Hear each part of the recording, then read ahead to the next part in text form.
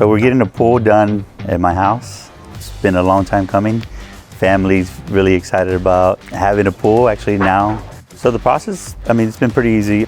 I told them what I was looking for in a pool. I already had a preset idea of what I was looking for, just kind of gave me an idea of where the pool was going to sit in my backyard and all the room that I would still have with having that size pool in my backyard.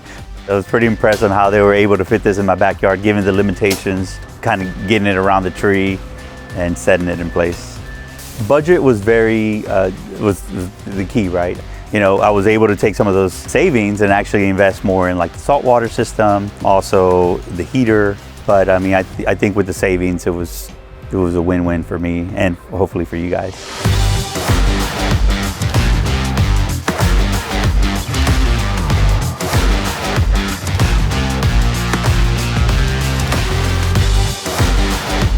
I'm very, very happy about my pool. I'm looking forward to actually enjoying it.